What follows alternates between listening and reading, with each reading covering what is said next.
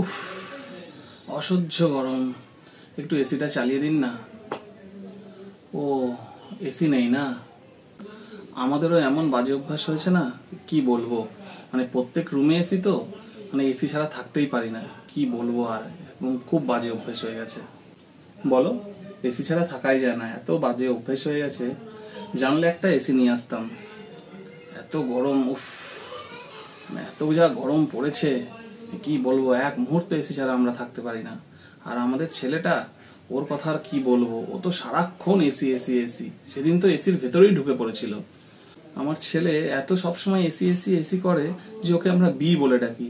কারণ কয়েকদিন আগে ওকে ম্যাম জিজ্ঞেস করেছিল বিয়ের আগে আর বিয়ের পরের অ্যালফাবেট কি, ওখানেও ও এসি বলে দিয়েছে। মানে কি আর বলবো বলো। হ্যাঁ, মানে আমার ছেলেও তো মানে একদম এসি ছাড়া থাকতে পারে না। আপনাদের গরম লাগছে না? লাগছে না, না? ঠিক। আসলে মানুষ অভ্যেসের দাস। আমরা তো একটু এসি ছাড়া থাকতে পারি না। অসহ্য লাগছে বাবা। মানে এই ফ্যানের স্পিডে হয়ে যাচ্ছে। এর থেকে তো আমি বেশি জোরে ঘুরি।